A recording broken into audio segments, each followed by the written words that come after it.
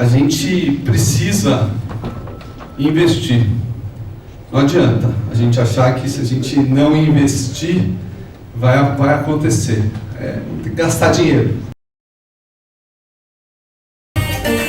Bela foto, hein? Bom dia. Sou Márcio, diretor de obras da Tecna. Não vou me apresentar muito. Eu trouxe aqui primeiro uma provocação. A gente, dentro da Tecna, faz uma avaliação do que a gente vai contratar, dos próximos passos, tudo o que vai acontecer para frente. A gente tem uma área de inteligência do mercado que faz análise desde o lançamento. A gente recebe as informações, uma curva padrão.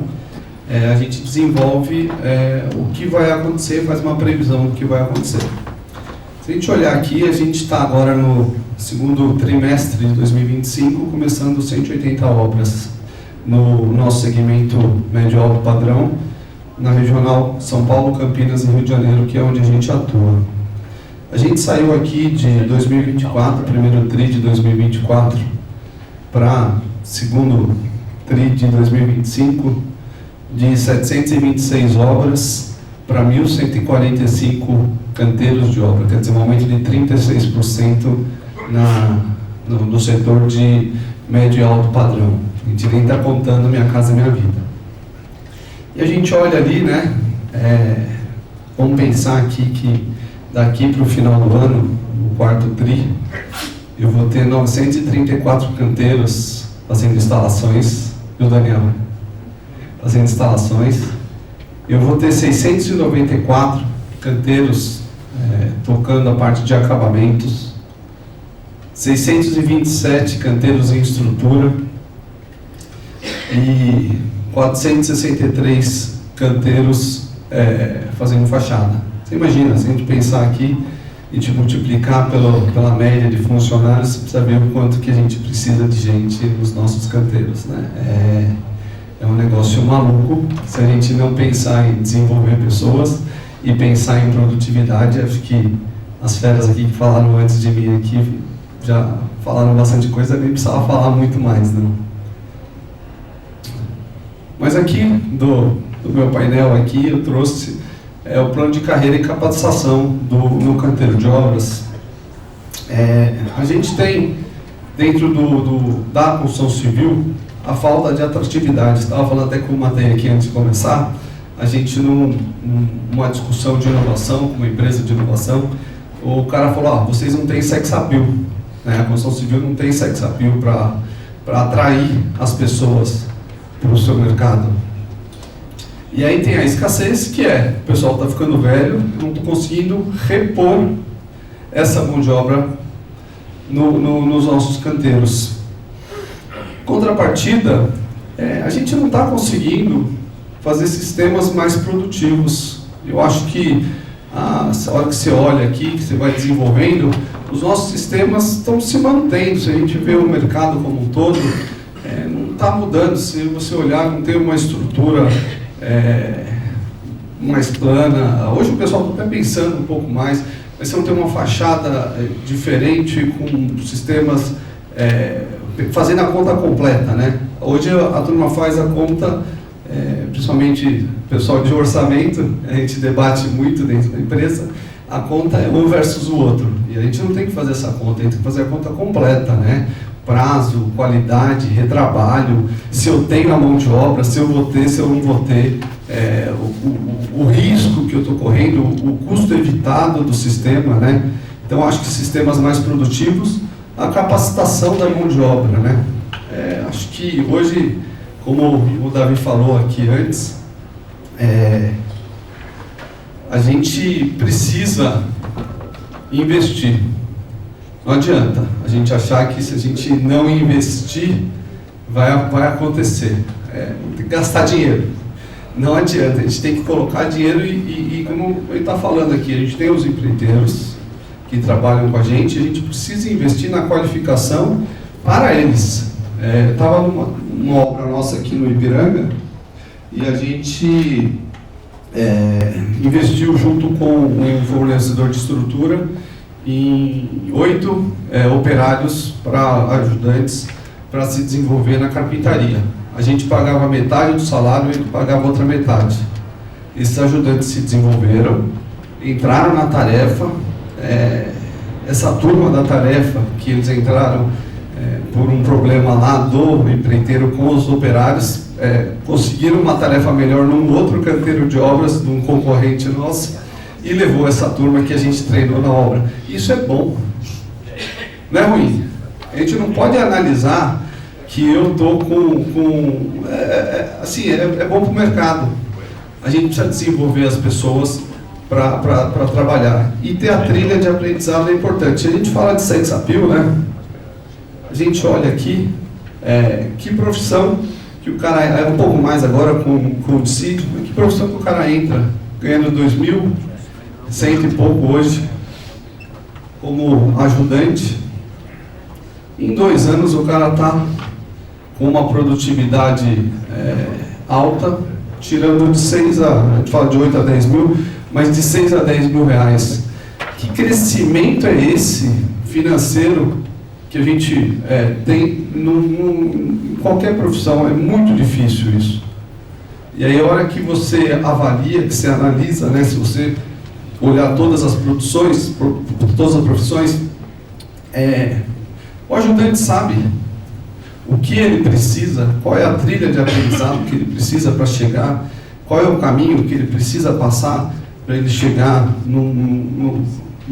naquele oficial, né, no oficial de alta performance, que ele com 18 meses não tem na CLT o meio oficial, mas no acordo do sindicato tem a base do meio oficial. Ele 12 meses vira meio oficial, 18 meses ele vira oficial. Em 24 meses, o cara está como oficial. Se ele estiver trabalhando na produção, um carpinteiro, se eu não tiver um carpinteiro tirando 6 mil reais numa obra minha, eu não tenho carpinteiro na obra. Não tenho nenhum carpinteiro que tira menos de 6 mil reais numa obra nossa. 10 mil é normal. Tem carpinteiro que tira 14, 13, 15 mil reais. Mas como que a gente faz isso, né? Primeiro, acho que a gente tem que ter uma trilha adequada. A gente tem que investir na formação das pessoas, processos claros. Eu acho que sem processos claros, treinamentos lúdicos, que consiga mostrar coisas palpáveis e que as pessoas treinem no canteiro de obras, porque acho que a parceria com o Senai é super importante. O Senai tem total apoio para ir no canteiro de obras. Ele ajuda a gente a qualificar, mas é que o empreiteiro nosso falou uma vez para a gente, falou assim, não posso ter frango de granja, que vai lá e fica treinando no Senai e depois vai entrar como profissional numa obra. Não existe isso. Ele tem que estar no canteiro de obras. E aí a turma do Senai tem que estar junto com a gente. A industrialização. A gente conseguir industrializar, por exemplo, hoje instalações. Hoje tudo é kit, tudo com kit. E a gente tem hoje na nossa instaladora, a gente tem uma instaladora própria, cerca de 30% são mulheres que trabalham nos nossos canteiros na parte de instalações. A turma, ela voa, ela tem uma qualidade, um refinamento na parte de acabamento, na parte de fechamento. Assim, é diferente você ver a qualificação das pessoas e você consegue trazer uma força de trabalho diferente e o respeito das pessoas com as mulheres, com a diversidade dentro do canteiro. A gente acha, a mulher vai ser maltratada, é nada. O peão que está lá, ele tem a mãe, tem a esposa e tem a filha em casa. Muitas vezes ele trata muito melhor as mulheres ali na obra do que muitas outras pessoas formadas. Projetos eficientes. Acho que, o Matei falou, desde a concepção do projeto, a hora que você fala que eu tenho uma laje reticulada que eu não tenho um monte de viga, um monte de pilar, uma laje ineficiente, eu vou fazer 28, 30 metros cúbicos por mês de uma laje. Hoje uma laje nossa, se um carpinteiro não fizer de 50 a 60 metros cúbicos, ele não fica na obra. Avaliação de produtividade. Acho que isso é fundamental. A gente tem que mostrar para o operário como ele avalia a produtividade dele. Hoje você vê a discussão do iFood, do Uber, o cara no dia sabe quanto que ele fez, quanto que ele vai receber. Ele sabe. O cara que está trabalhando, ele tem lá, eu sei que eu vou receber R$160, R$180 no metro cúbico da laje. Mas quanto que ele fez na semana? O que ele perdeu, como ele perdeu, por que ele perdeu? Essa análise de produtividade, a gente precisa treinar a turma no canteiro. E aí é um treinamento, né? É fundamental esse treinamento. E é isso, pessoal. Acho que, no contexto geral, eu tentei passar aqui rapidamente para dar os 10 minutos, a Bárbara já estava me matando aqui. Valeu, pessoal. Vamos lá para as perguntas, por favor. Primeiro da Bresco. Marcos Paulo, Bresco Investimentos. Muito foi comentado sobre os empreiteiros, né, a contratação dos empreiteiros. Pergunta simples: qual é o motivo de não integralizar isso, não colocar isso na empresa? Entendo questões de impostos, questões de empregatícios, mas se a gente está vendo que tem uma escassez de mão de obra, com esta contratação de terceiros e uma não capacitação, por que a gente não coloca isso? A gente não, né? Que a gente aqui, o fundo de investimento, por que isso não é integrado na empresa?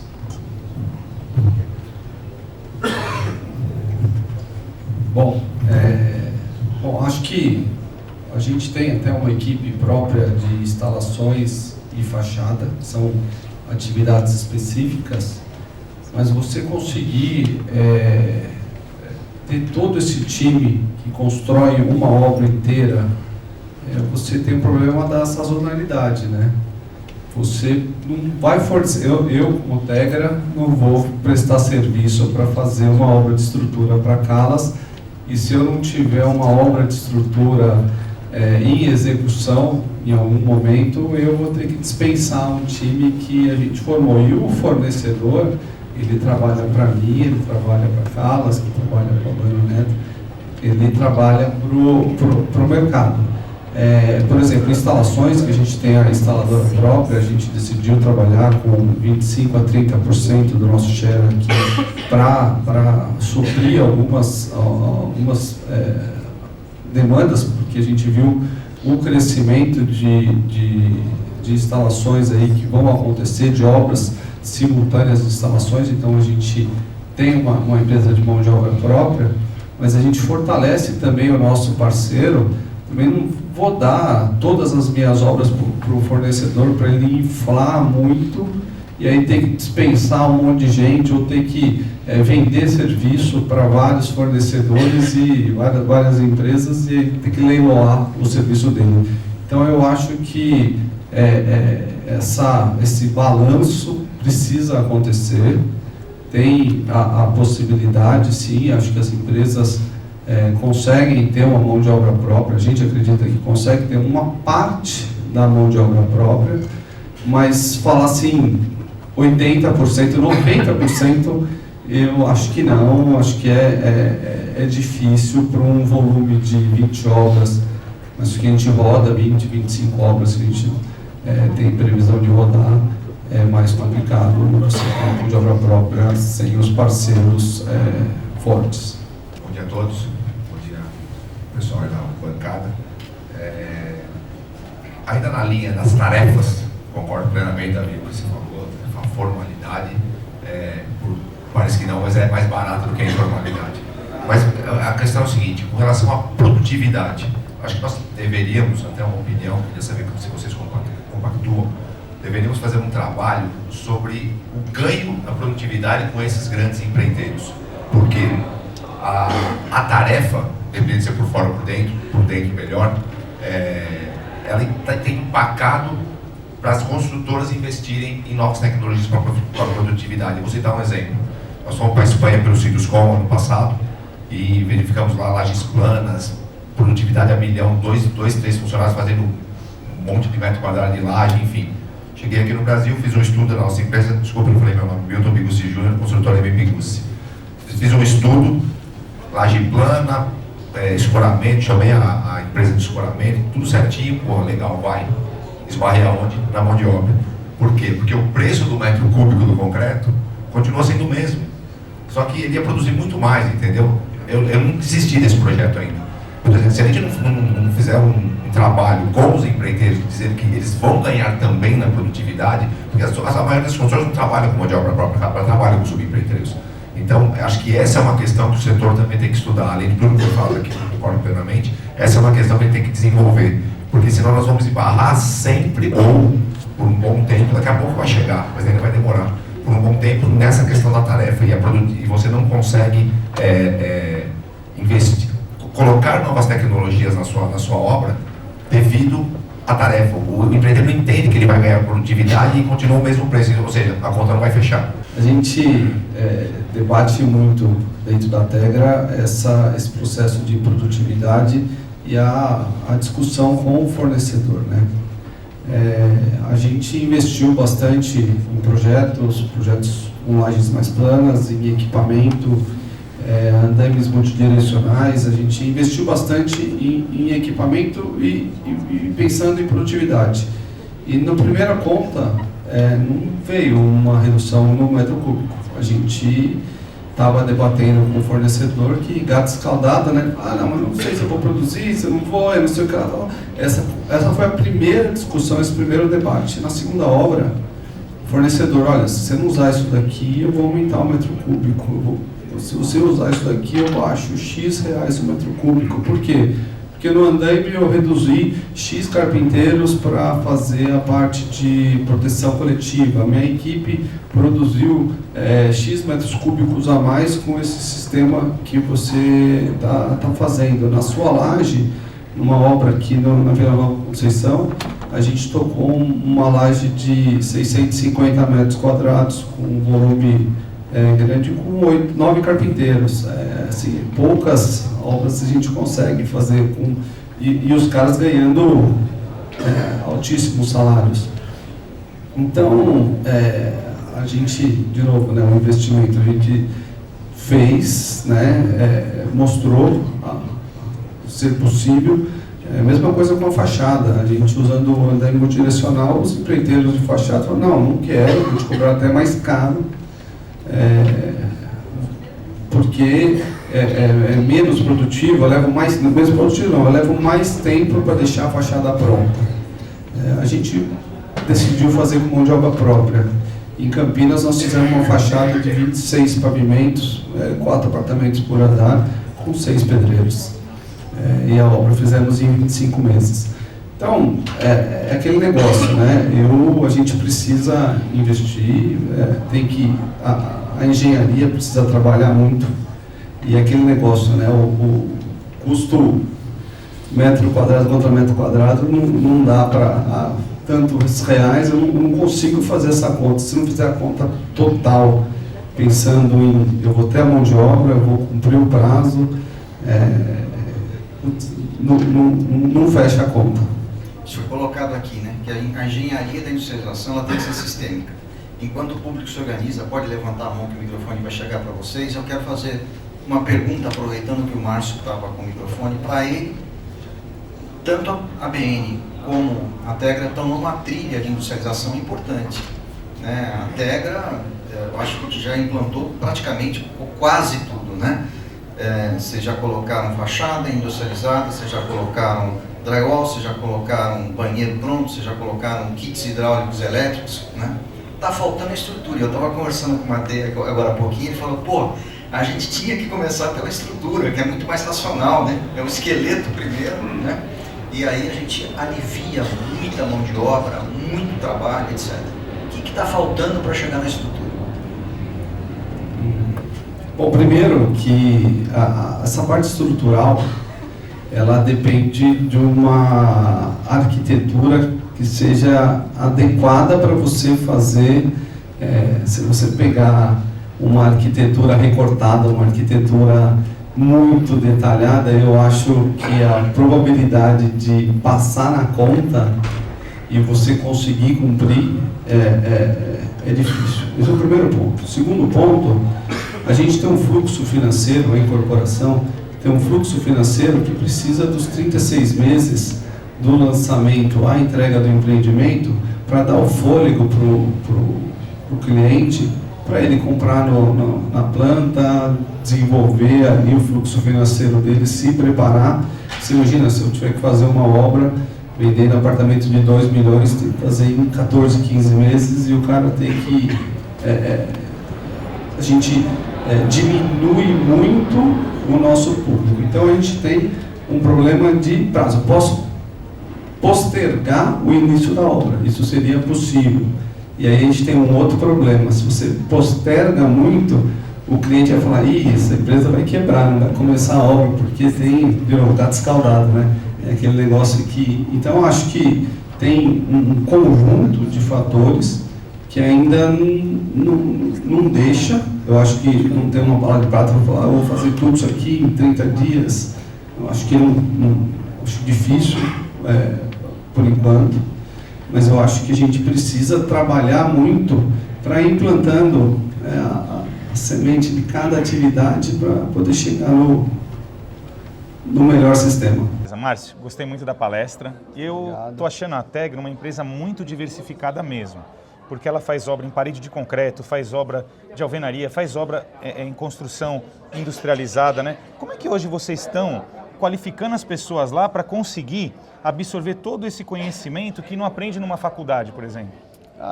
Acho que o primeiro passo nosso, né, vem na contratação. A gente contrata as pessoas e a avaliação das pessoas que a gente tem contratado, principalmente os nossos assistentes, a gente tem feito uma triagem bem bacana.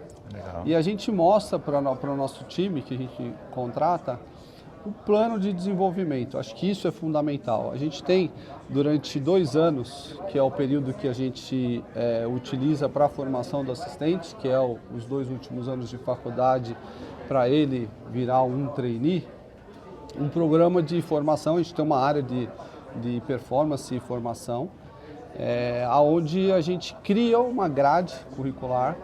Perfeito. Importante, onde a gente utiliza as pessoas da empresa. Certo. Então tem uma área de projetos, a área de orçamento, a área de planejamento e controle, a área de produto, a área de aprovações, tem várias áreas da empresa. E tem os projetistas, sim. E os nossos parceiros. E a gente aproveita, né, todo esse conhecimento que a gente tem junto com o projetista de fundação, o Carlos também, que domina a parte de concreto. A gente faz visitas em usinas, a gente discute fluidez de concreto, a gente discute coisas que na faculdade ficam um pouco, fica um pouco de lado. Então, e no primeiro ano do processo de formação, o assistente ele termina esse primeiro ano, ele tem que apresentar para a diretoria um painel. Perfeito. Um painel falando alguma coisa de inovação que ele viu nesse primeiro ano do um programa de extensão, então, na verdade. Né? E aí ele apresenta esse painel. Ele foi bem nesse painel, normalmente é um painel que apresenta algum tipo de inovação. Ele foi bem nesse painel, ele continua o programa. Ele foi mal nesse painel, ele não continua o programa, a gente continua o processo seletivo. Entendi. E acho que a vida é assim, né? A gente tem que se dedicar, se esforçar. Hoje é assim, né? A gente é da mesma geração, a gente demorou tanto para subir, não demorou? Não tinha nada disso. Aí no segundo ano de formação, ele termina o ano, também a gente continua a grade curricular dentro da Tegra com todas as matérias, estrutura, fundações, com os projetistas, explicando com os fornecedores, fornecedor de estaca hélice vai lá no escritório, mostra, a gente vai ver uma obra, porque às vezes o estagiário, o assistente, ele não viveu isso, ele está numa fase diferente, né? E termina a formação dele, ele tem que apresentar para a gente um plano de gestão de construção, que a gente chama PGC.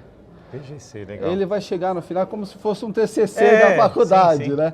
Ele tem que apresentar, porque toda obra nossa, antes de começar, a gente faz o plano de gestão da construção. A gente modela todo o projeto, em BIM, a gente constrói virtualmente e o engenheiro faz toda a logística, todo o programa de segurança do trabalho, ele faz a construção como um todo do empreendimento antes de a gente começar a obra. O estagiário ele pega um empreendimento já executado e ele faz um resumo desse PGC, claro, porque ele é muito denso. Sim, e ele faz uma apresentação dos pontos principais que a gente tem como valor, que é produtividade, segurança do trabalho, qualidade. Ele apresenta um painel para um PGC para a gente com todas essas informações. É um TCC personalizado Tegra. Isso. E a gente vai também, esse cara passou, esse cara não passou. Sim. E no programa de formação, a gente tem lá quem faltou às aulas, a gente tem e tem a quantidade de horas. Quando você fez uma pergunta ali o investimento, quanto vocês gastam, né? Quanto vocês gastam, a gente investe, a gente não gasta. Perfeito. O que a gente olha é a quantidade de horas investidas. A gente sabe que tem... Isso tem um custo óbvio, mas é um investimento para a empresa. É um investimento. Se for pegar a hora de cada um que se dedicou para isso, vai dar um valor alto, mas é um investimento para a empresa. É um investimento que... a hora que eu tenho... Hoje a nossa equipe de engenharia, quase 95% é formada dentro de casa. Eu ia falar isso, eu visito as obras de vocês, o que me impressiona é que assim, tem uma retenção muito grande, né, eu já percebi. E o pessoal está contente. Tem uma obra, eu posso até errar um nome assim, né? Porque às vezes a gente confunde. Eu acho que é Bueno Brandão. Bueno Brandão. Me impressionou, uma obra maravilhosa que tem uma fachada dessas que foi apresentada aqui, que é uma fachada não aderida, né? E o pessoal estava engajado lá, estava com todos os controles. Me chamou muita atenção essa obra. Tinha uma engenheira lá na época que eu fui. A Camila. É isso, muito engajada. A gente acabou projetando também uma inovação, que era um contrapiso com tratamento acústico, ou seja, vocês estão up to date também nessa questão de inovação tecnológica, né? Acho que a gente conseguir mostrar para o nosso time valor no que ele está fazendo é fundamental. Você vê, a turma é comprada com a gente. Eles eram engajados na obra. A valorização do profissional, a formação dele, o cara se formou, ele vê que estou numa empresa séria, uma empresa que... Acho que a gente fala de salário e tudo mais, é importante, mas acho que o mais importante é uma empresa que dá condições. Conquistar o pessoal. Dar condições para o time trabalhar é fundamental. E isso acho que a gente consegue fazer. E a turma, a gente tem um jeito leve de tocar as coisas, né? Acho que a conversa flui legal, todo o time interage super bem, desde do Fábio, diretor executivo, ao estagiário. Então, tá todo mundo alinhado com o mesmo propósito. É isso aí. Por isso está dando certo. É isso. Valeu, gente. Obrigado, hein? Valeu. Beleza, brigadão.